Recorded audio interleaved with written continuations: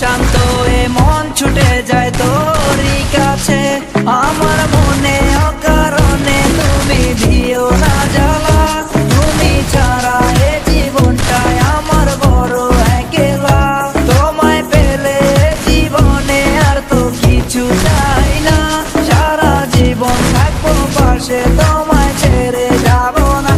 मैं हूँ तेरा आशिकी काजल मेरे जिंदगी, सब कुछ वादा कर लिया तुमसे प्यार करेगी।